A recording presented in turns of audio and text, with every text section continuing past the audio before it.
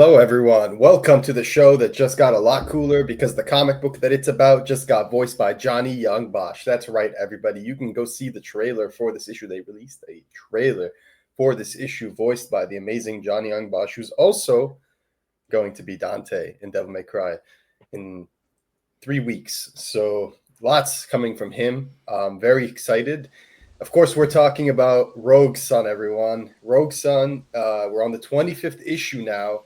And as you can see on the cover, it says a new Rogue Sun rises. So before we kick off, I just want to say I'm so happy for Ryan and everyone in the Massiveverse, the fact that this book is now at 25 issues. Like in this current landscape of comic books, that's very hard to do. And with the threat of tariffs looming over us, it's going to be even harder to keep it going. So the best thing that we can do as a community and as fans of the comic book is come together, talk about it, spread the word, give away some copies, all of the above, all that good stuff. So without further ado, I'm your host Bash, and I'm joined by my fiery hosts Charlie, Ali, and Matt. How's everybody doing today? Man, it's good to be back talking about Rogue Sun. Been excited for this issue, especially seeing this two Rogue Suns in this one. Just got back from London, which was really good. Had a good trip, just over a week, and funny enough, I got to stop in and meet Ryan Parrott, who was there doing a signing. So it was kind of just funny how things happen, and I kind of ran into him, had a good chat. Got the new like the volume 4 Divinity that just came out. I got some stuff signed by him, so it was a good trip overall. Got out of this crappy Canadian weather, and was really excited to hop into this issue. So how are you doing, Ali? I'm doing good. Been looking forward to this one for a while. With the second Rogue Sun especially, and we had Radiant Black a few weeks ago. That was great. This issue is also pretty cool, so I'm excited to talk about it with you guys. How about you, Matt?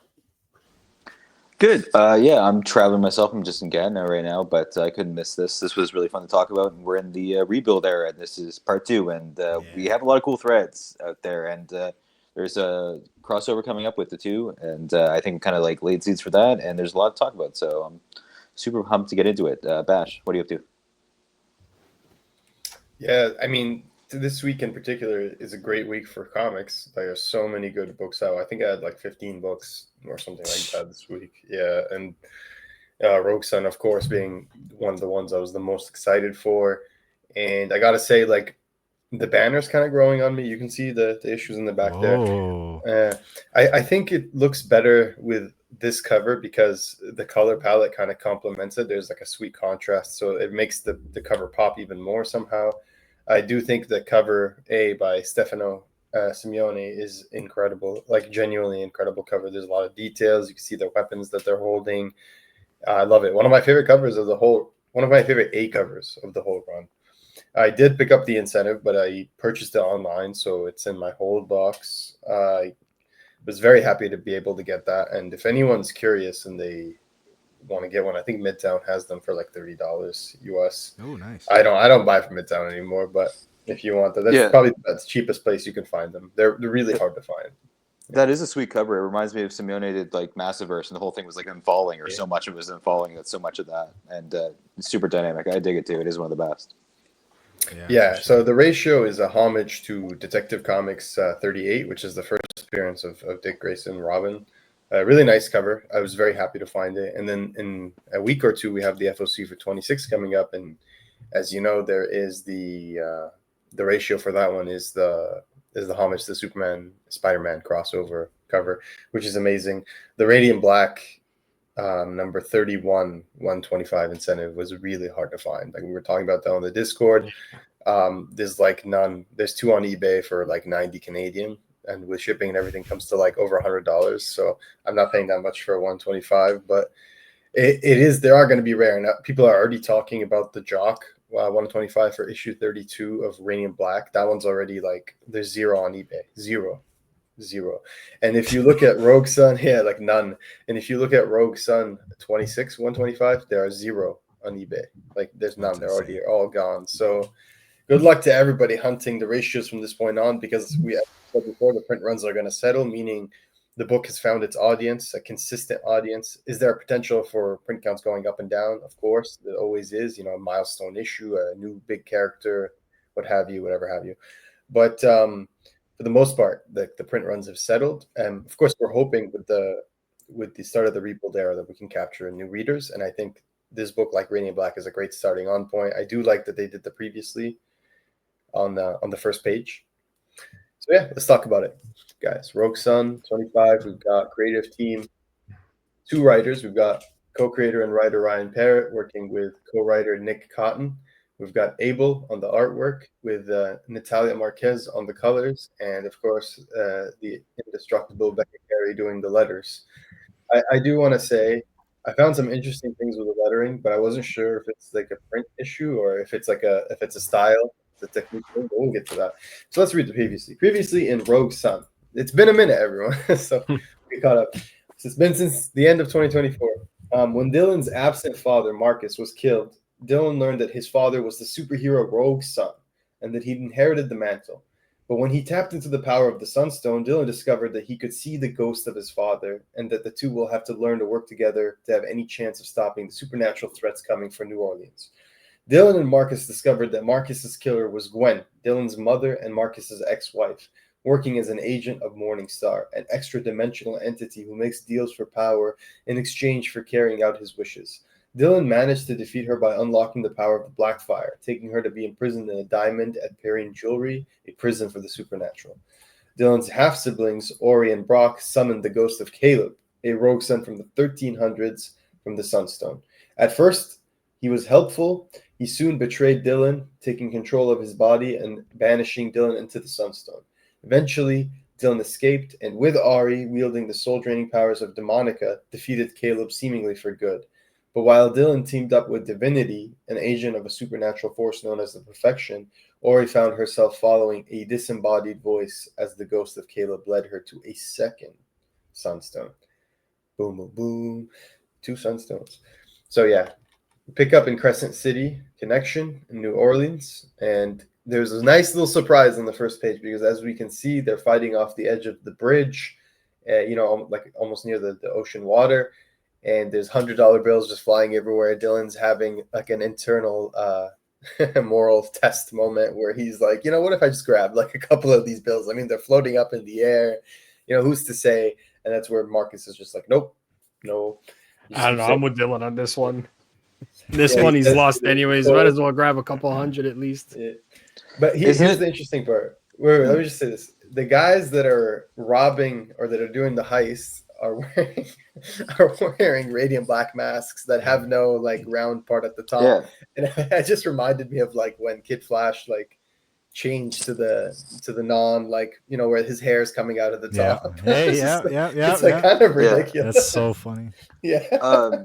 What I was thinking is like, isn't that first issue right where I think it's like the first or second issue where Nathan has the money and has to give it up, and here we have the struggle with money as well with the first appearance of Radiant Black in this universe. So I think that's kind of I just kind of noticed that as we're talking about it. So I like that. Yeah. And also we're teasing a few times. That crossover. Yeah, a few times with the money struggle. And right away, like what I loved about this, I do have to say, compared to the Radiant Black issue, they were told as kind of new jumping on points. And I would say strictly based on that, I thought this issue did a better job as a jumping on point, kind of explaining things, shows Dylan's character right away and kind of his relationship with his dad. And I just thought this, I could totally see someone just picking this up and reading through it and not being too confused. So I thought Ryan did a great job with that. But it was funny to see Radiant Black in here with some funny masks. And yeah, it looks very strange without the emoting eyes. So yeah, I just thought, you could say it's actually foreshadowing, right? Because isn't he coming in the next issue or two? So is it 27? Yeah.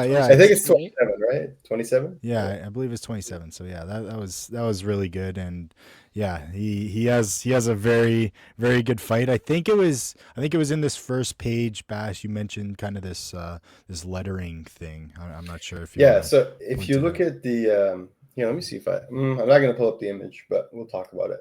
I didn't prepare images. I apologize. So if you look at the bottom panel, the bottom panel of the first page, where the background is like slight purple and Rogue Sun's flying.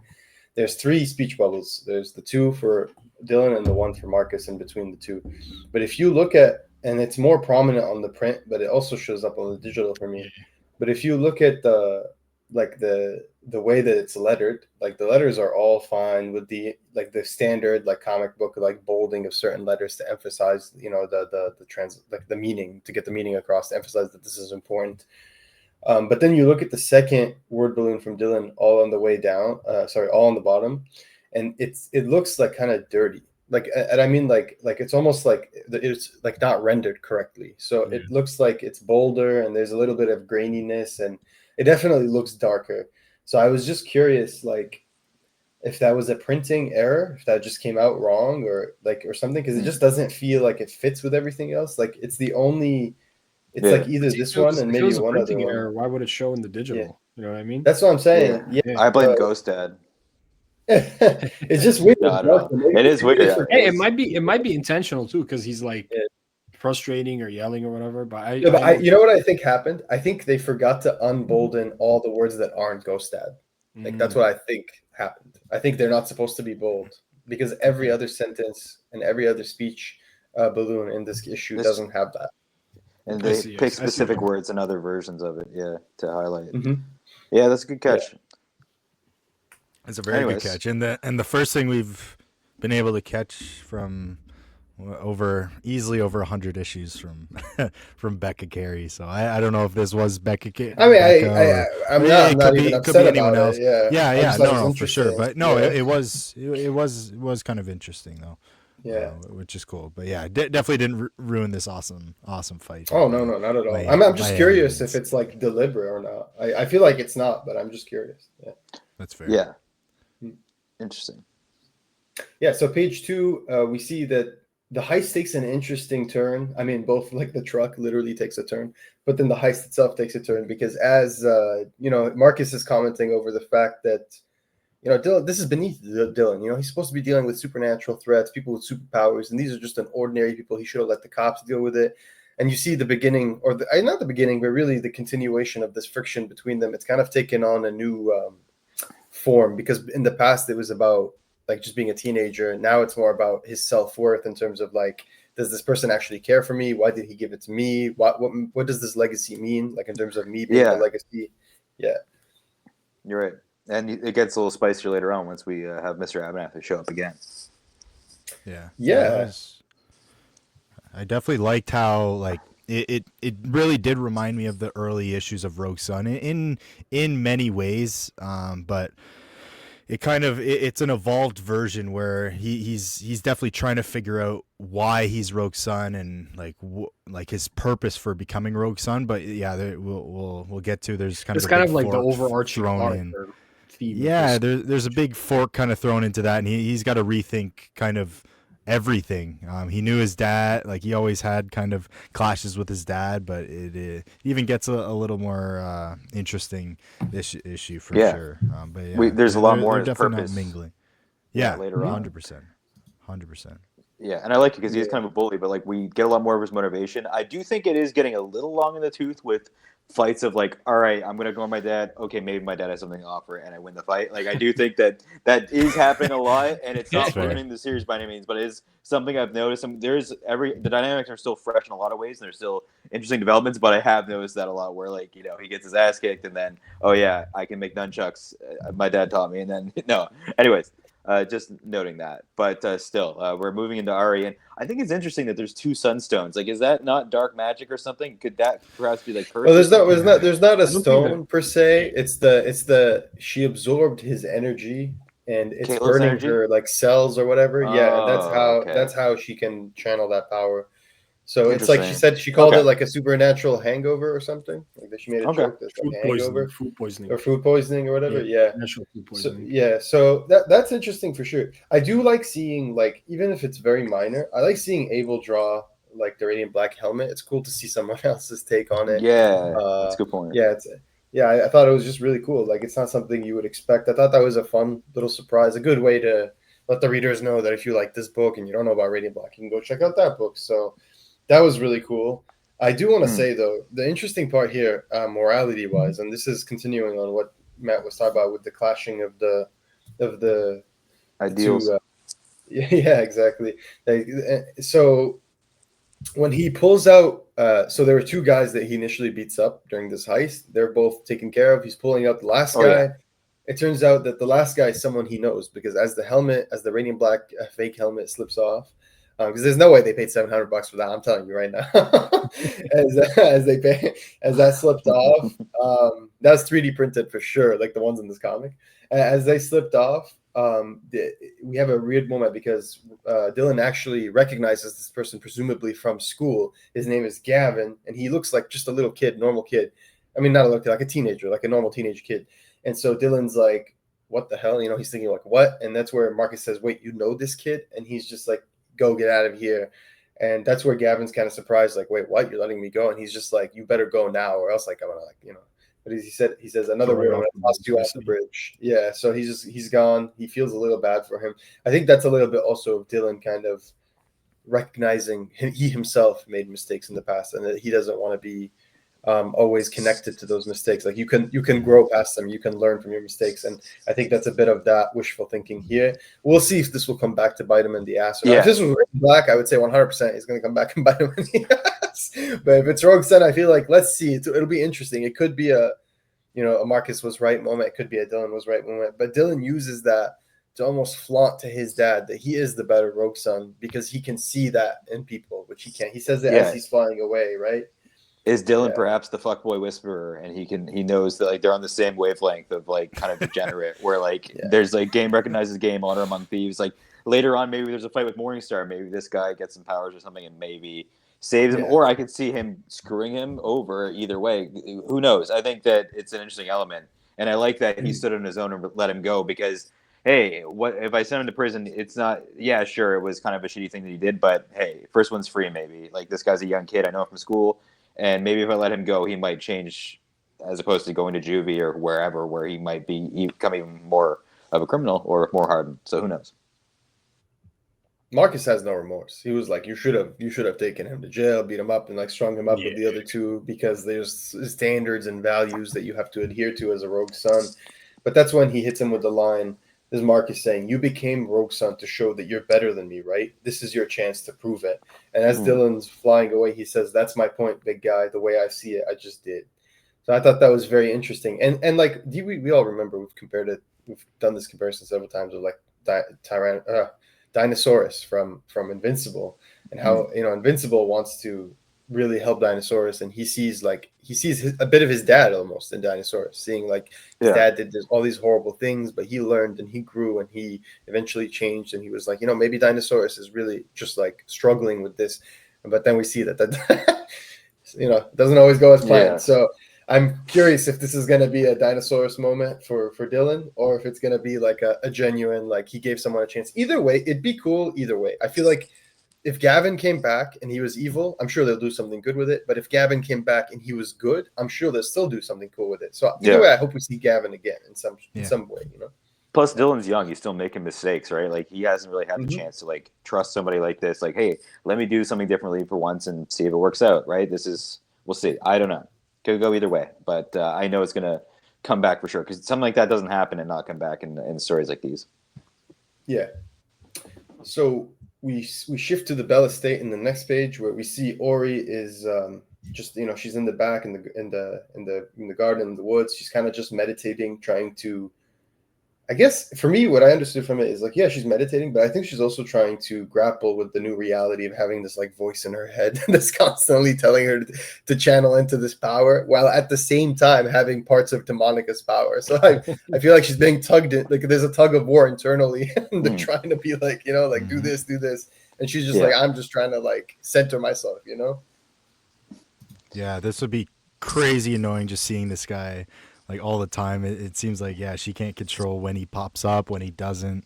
But like imagine you're taking a shit and this guy just looms over. Yeah, no, definitely. He's definitely just. Oh man, but she'll never be alone again.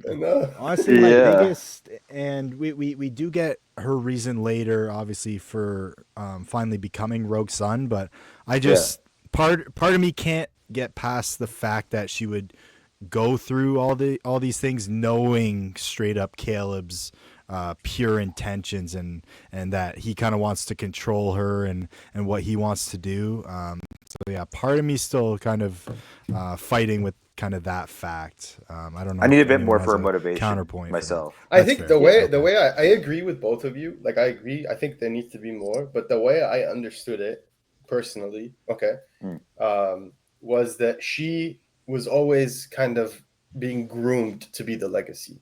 Like she has this training. She knows about everything since she was a kid. She's seen her dad be Rogue Sun like normal. And they played on that, right? Which is one of her greatest things on her shoulder. So you're right. Yeah.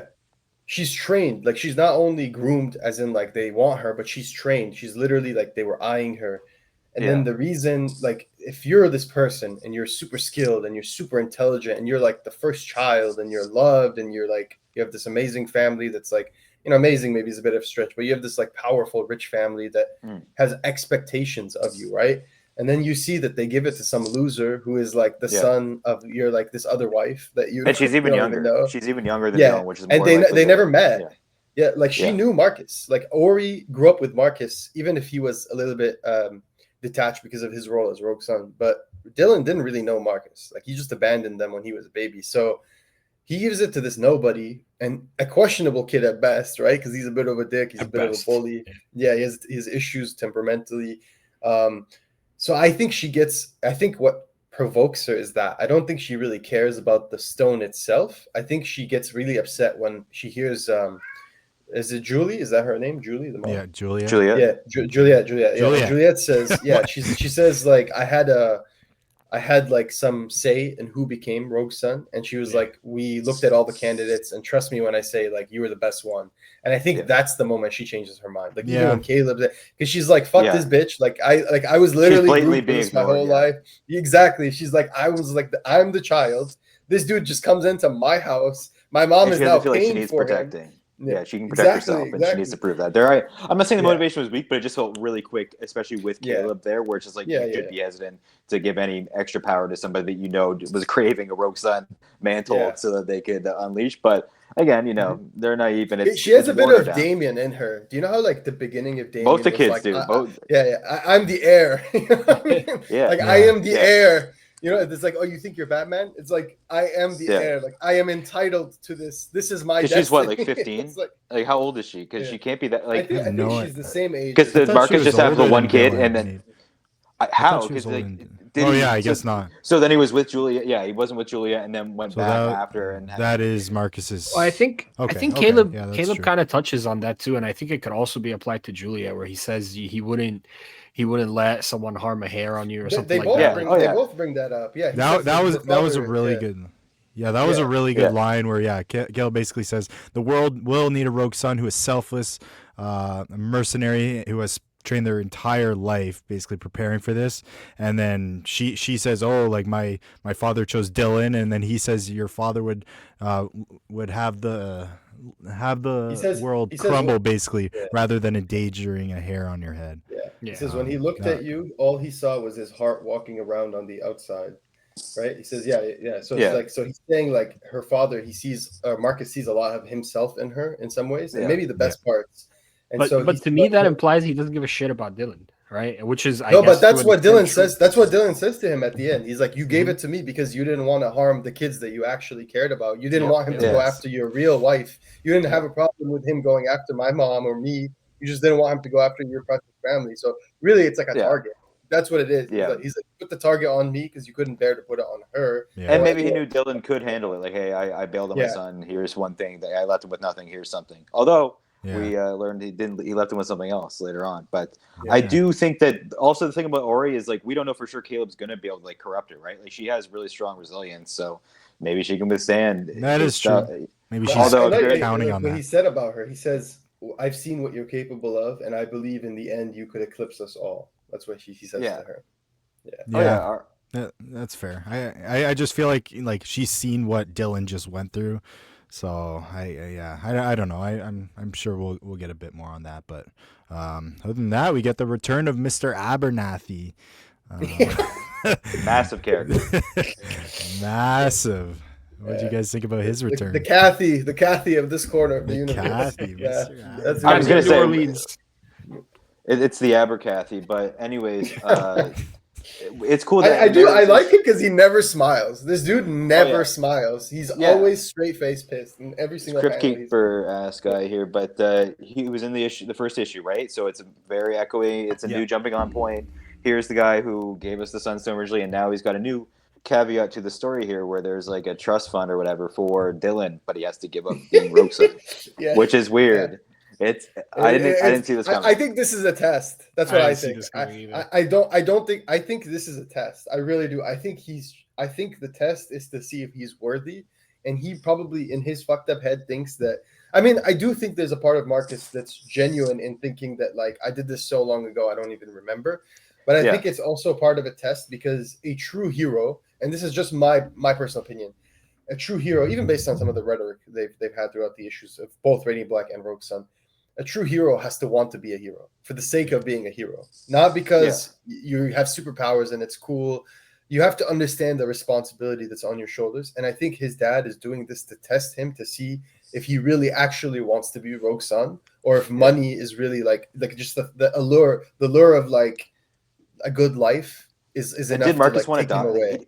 He didn't know he was going to die. He didn't plan his death to be like, oh, and also like 1 year into him being Rogue Son, offer him this to see if he takes it. It works as a test as well. It can double as a test, but also, I believe him. Like, I didn't remember. Sorry, I set you up for life. You either have superpowers or I set you up for life. I'm such an asshole. And it's interesting you say that because later on when he's talking to Dottie, he brings that up. He's like, I like being. It's also at the beginning of the issue, right? It's brought up in terms of the money. Like there is this like they're testing him.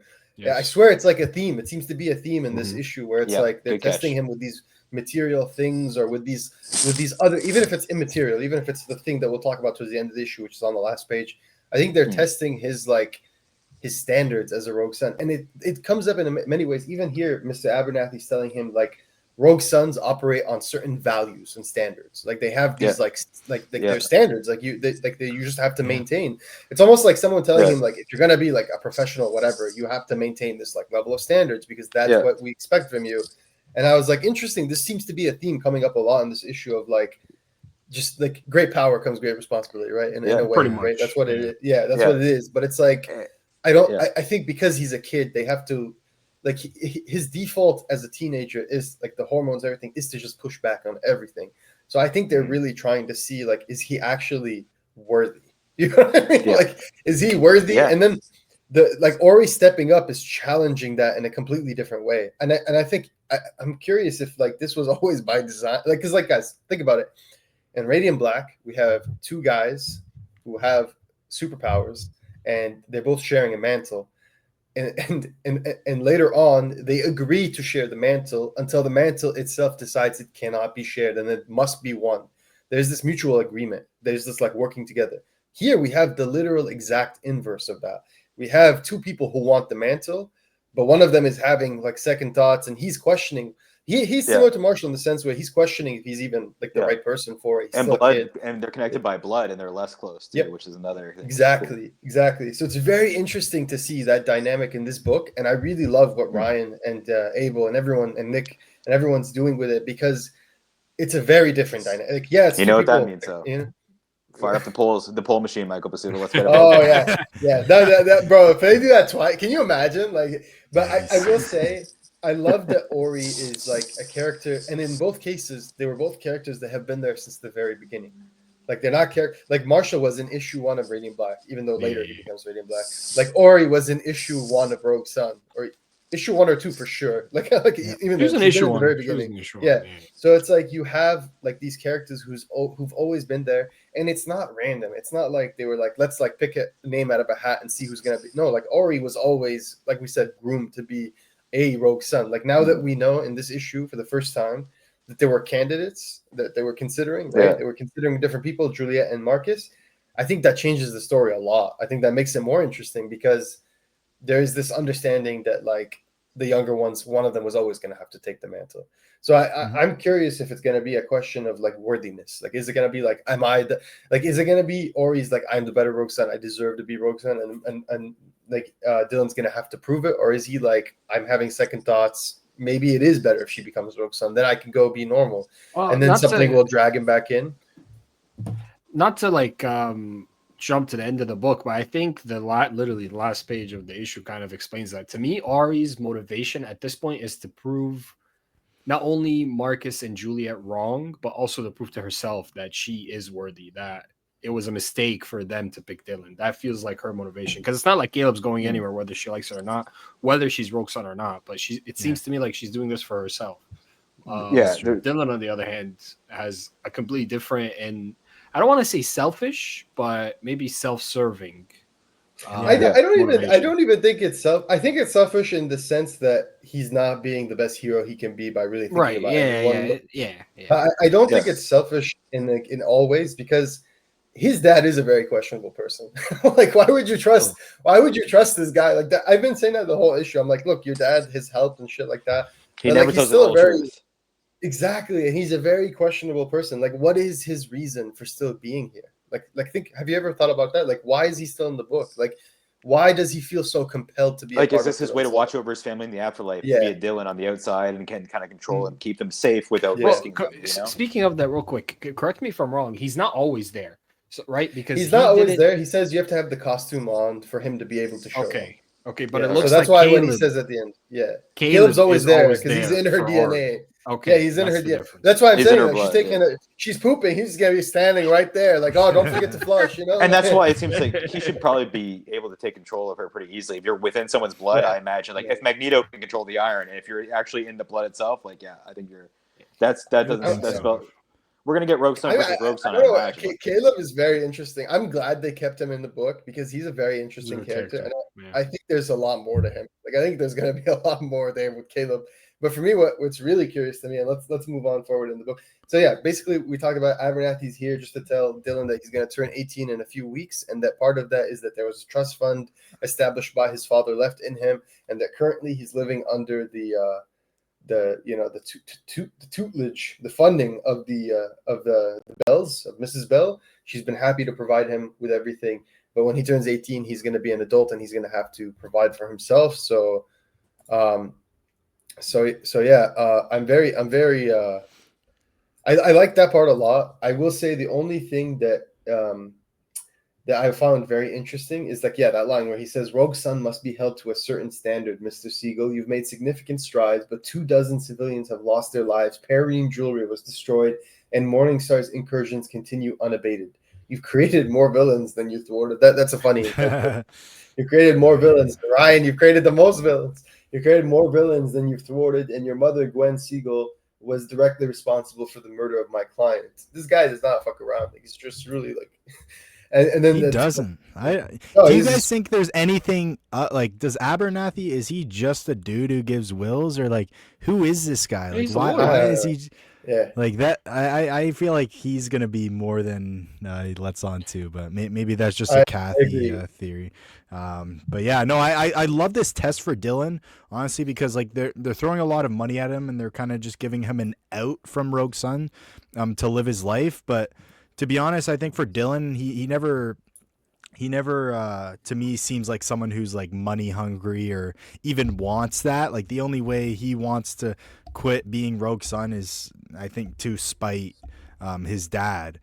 So I think he's been going through this test, and I don't know if this will sway him the opposite way, but I do love just the concept of him being tested one last time, and he's kind of we kind of thought he was over that, but this kind of throws something into the mix here, which is cool. Yeah, obviously Ari. Once I think he knows how Ari is with Rogue Sun, and kind of a spoiler, but like how good she is at being Rogue Sun already. I think that'll throw something into it. But yeah, I'm not sure. So it's kind of cool. We learn. So obviously, Marcus says, yeah, Dylan, you want to be better than me. So we don't think it's just as simple as Ari wants to be better than Dylan, right? I think we've kind of talked about I think Ari, I think really her motivation comes from this moment right here where Juliet is like, right after Abernathy, they're done. Juliet is saying, like, look, his expectations, like meaning Marcus, are unrealistic. No one's ever been able to live up to it. Not me, not Brock, not even Ori. And then she says, that's when Dylan says, well, that would be news to her. And then Juliet says, I just know I counseled Marcus on who to pick as his successor. I've seen all the options, so trust me when I say there's no one else who could have done a better job. You should probably get out more, but thanks. No, he says that to her. He says you should probably get out more. So it's like he even doesn't believe that himself. That's when she turns to Caleb and says, how do we start? So I think she really took it personally that her mom, I think just seeing like this kid who like as a teenager, it's hard, right? Like you're young, you don't have that like experience or understanding to really like see that she's just trying to be there for him. But you see this kid like take over your life, basically. He takes your role, he takes your legacy, he lives in your house without paying for shit. Your mom even starts that. Yeah, exactly. Yeah, you know, not Severance, freaking Succession. That's it. Succession. Yeah. So yeah, like there's clearly this element of like a little bit of jealousy, but I think it's mostly about proving herself. I think she feels like she needs to prove herself because even her mom now thinks that Dylan's the best choice, and like I think that offends her because Dylan is obviously like, you know, right? Like he's not the ideal candidate for a superhero, right? Do you like, think really Juliet was lying? Do you think Juliet was lying when she says that? I don't know, but my first instinct is like no, because like there's no real reason for her to lie, to be honest. Like unless she's just trying to make him feel better, but I don't think she would lie. I don't think she's like that kind of person. I think she's serious. I think there's a reason. My personal theory, I don't know what it is yet, but I think Marcus did pick Dylan for a reason. I don't know why, but I think there must have been a reason that he chose. If it is in fact to keep the other family safe, I think that's a good reason, but we don't know if that's conjecture as of right now, right? That's not guaranteed. That's just Dylan's interpretation of things. Marcus never says, yes, that is why.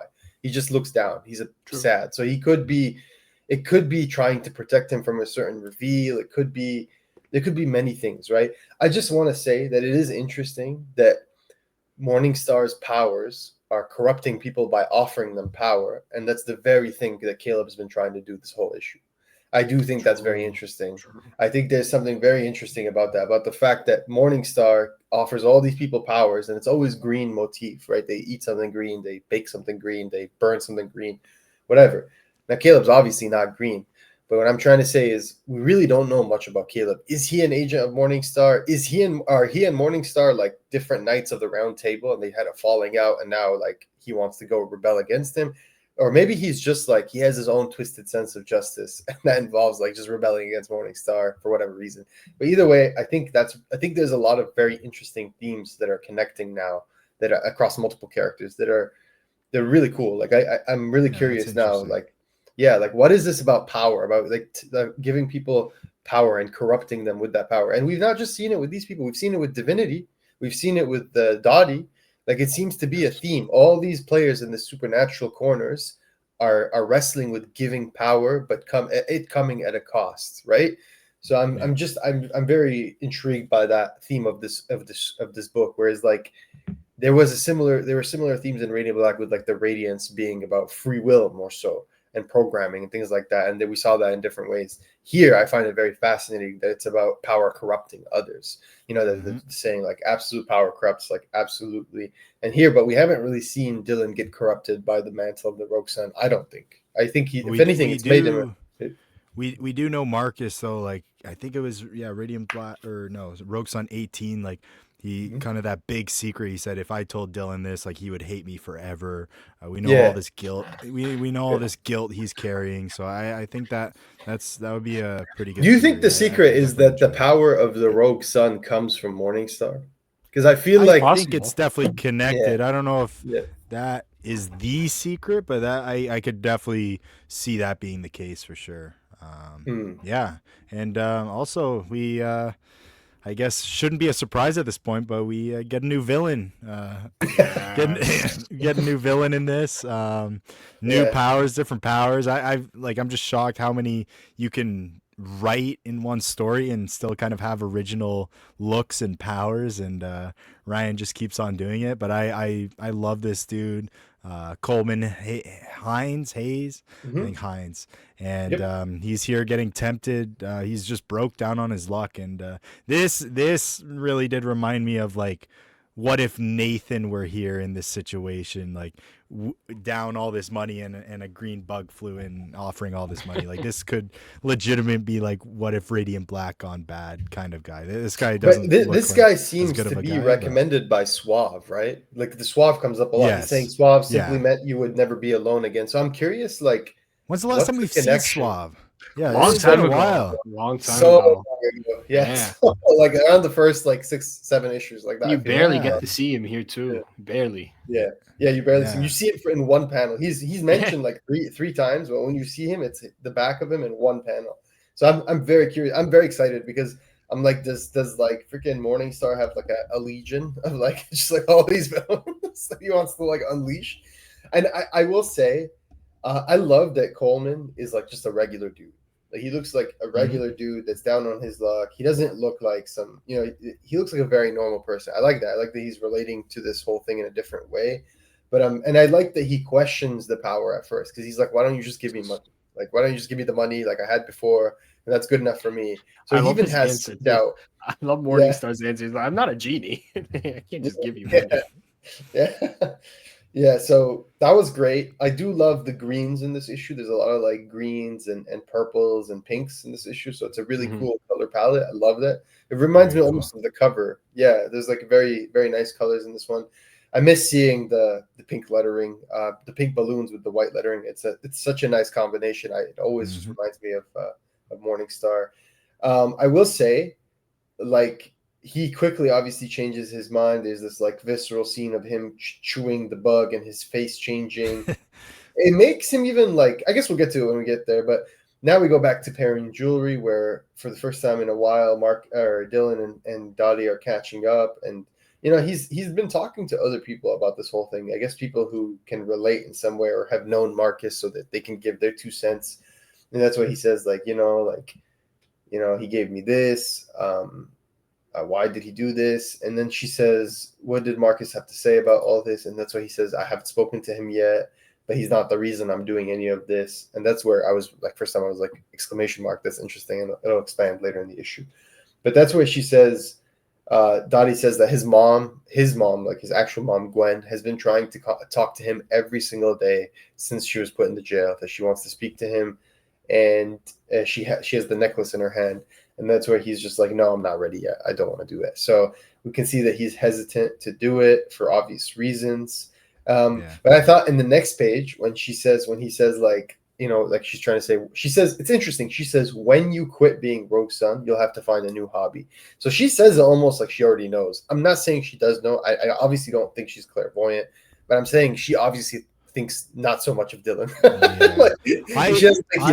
I took this very much as like, obviously we've seen all she's been through with Divinity. Like she's thinking of Divinity at this point. Like if Divinity had a chance to stop working for the Perfection and just live a normal life, like you should take it. Like she's seen like kind of like we've been talking about, like with power comes a great cost. Like there pretty much always does come a cost. So might as well just kind of bail when you have the chance. And she's seen this almost more than anyone. So I think that's kind of just her perspective, just wanting Dylan to get out of here. And yeah, she says, you realize there's only 2 ways out of this life, a heroic death or a tragic death.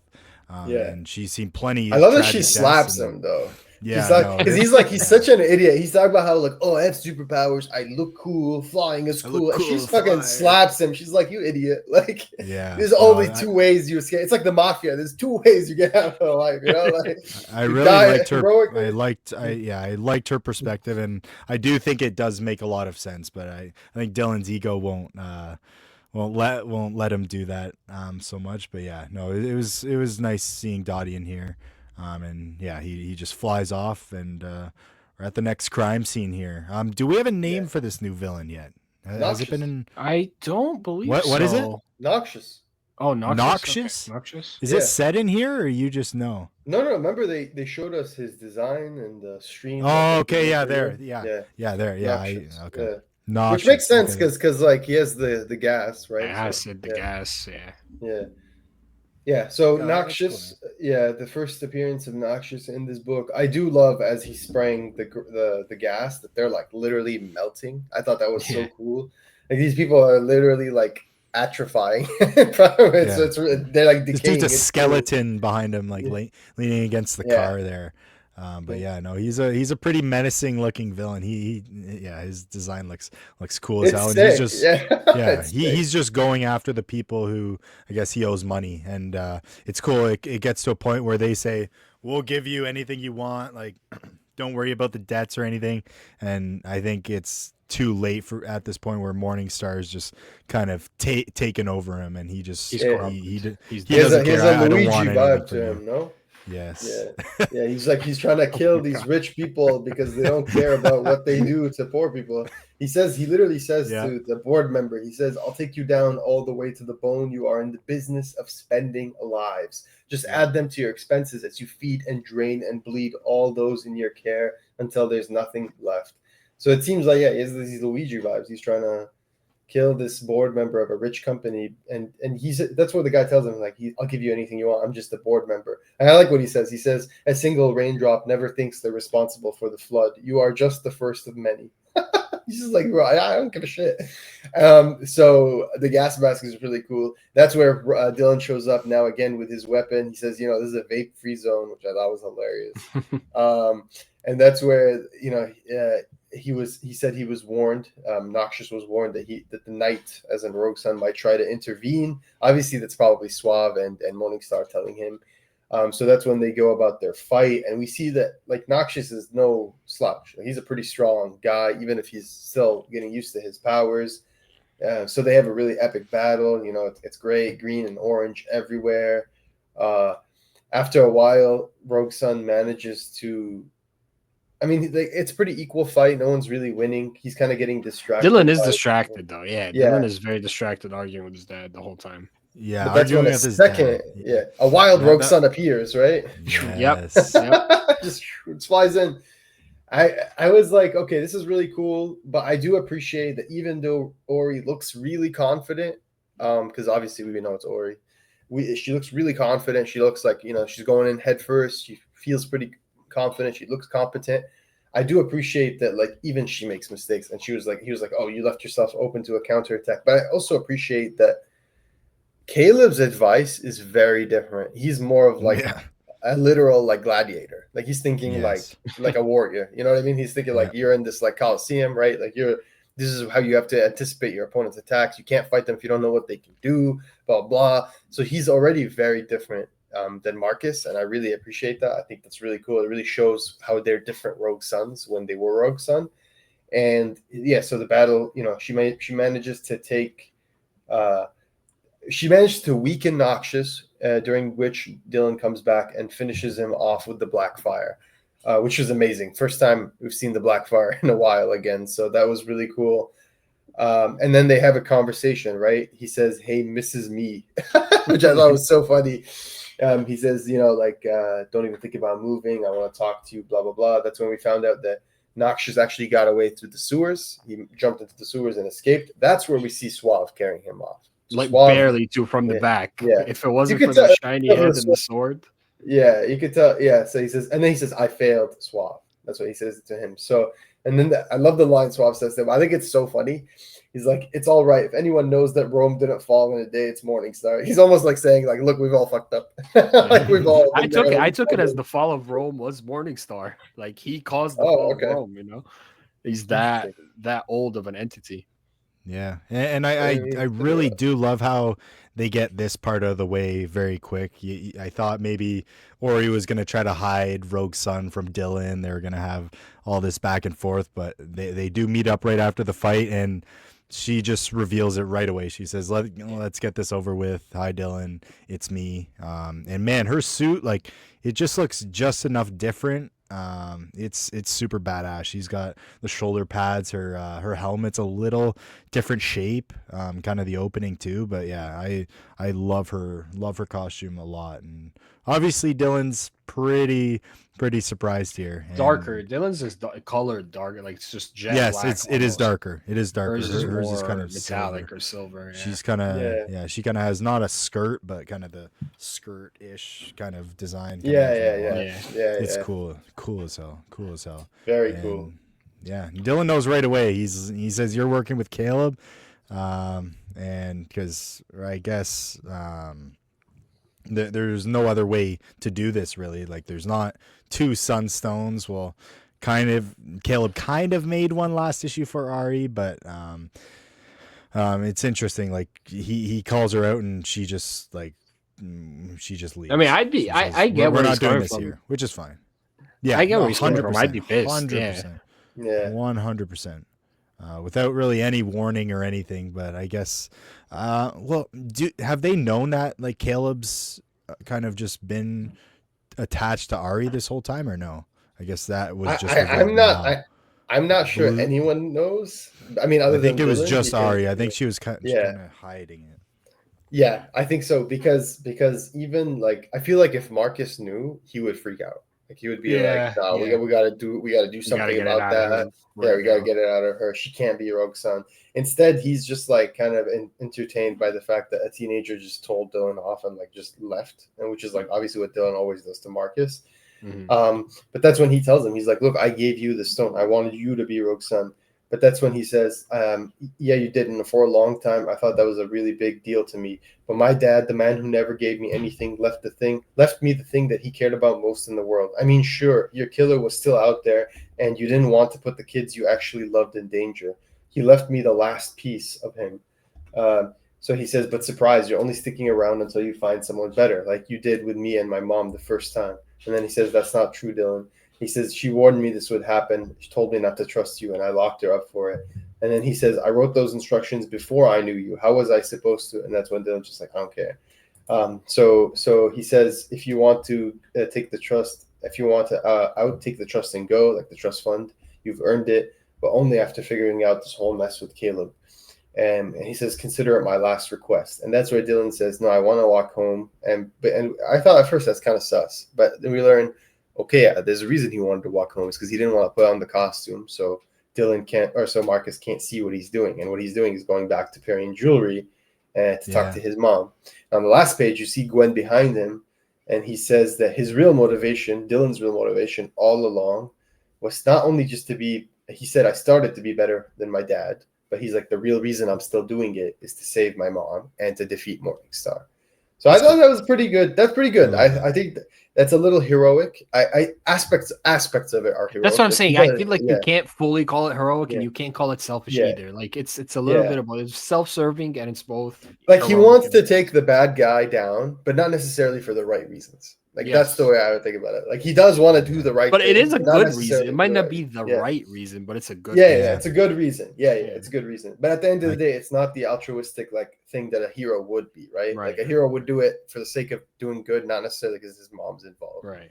I love how he's wearing that last piece as a necklace too. Like she's I love the green. He's wearing a green shirt and she's always in the green. It's almost like they're aligned now. You know what I mean? It's like they're like on the same team. This conversation is going to be absolutely insane.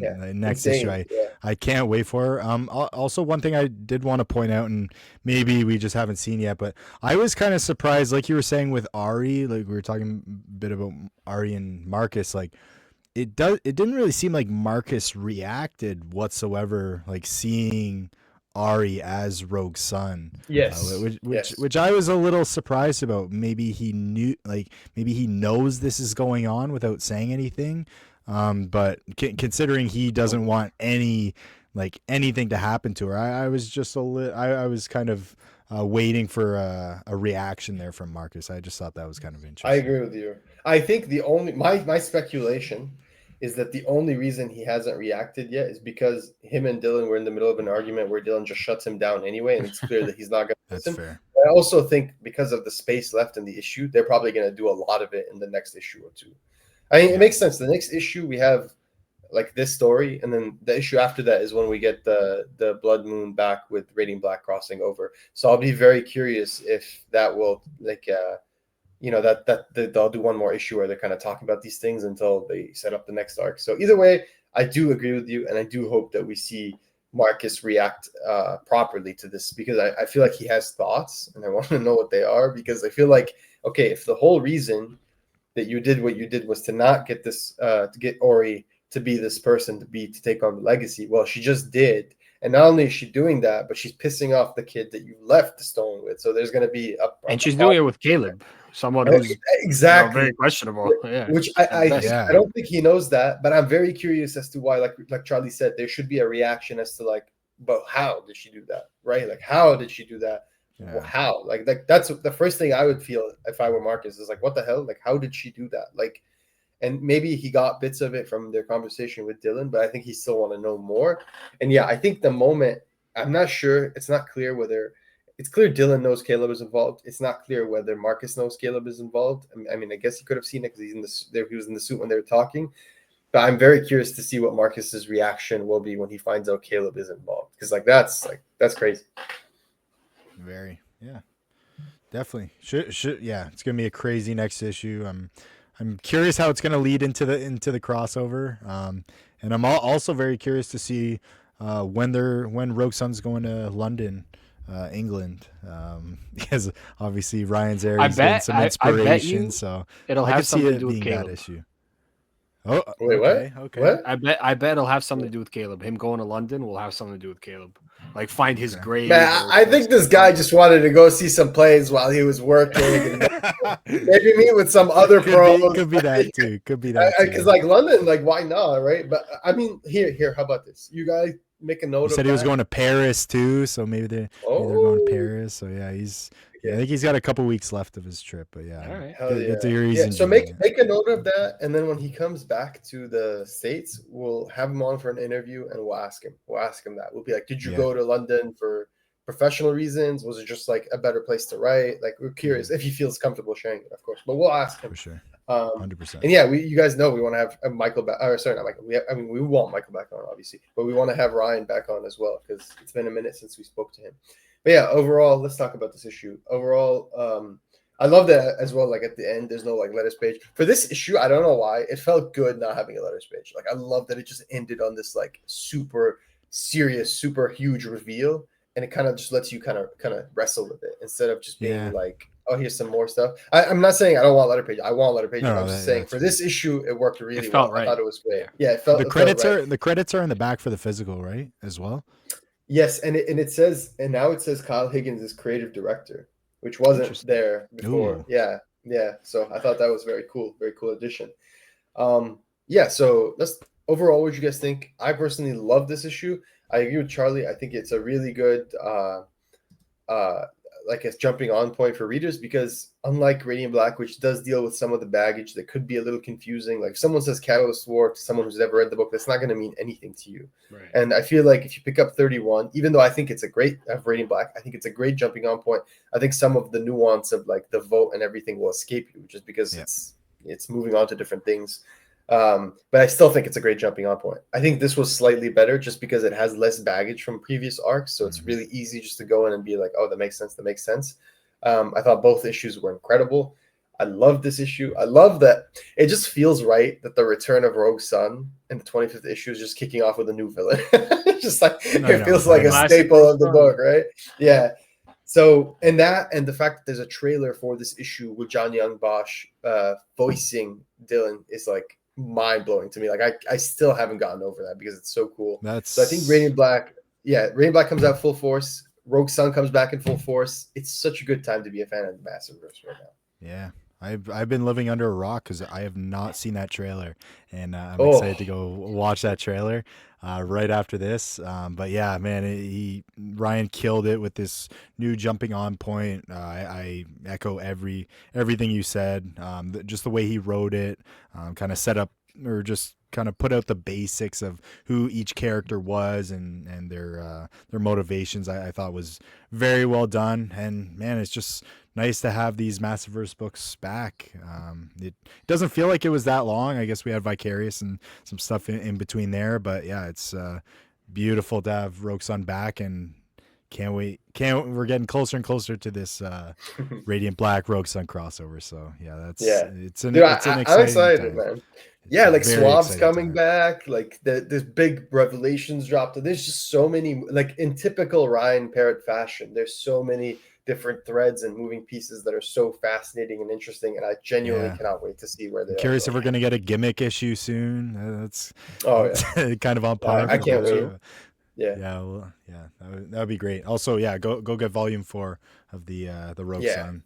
Yeah. Man, the cover's gorgeous. Like all the fire and like the glazing, I guess they did to the cover looks absolutely amazing. So yeah, what do you think, Ali? Yeah, I mean, I liked it. Like you said, I agree with you. It was a great jumping on point, but it also opens up so many possibilities for the narrative moving forward.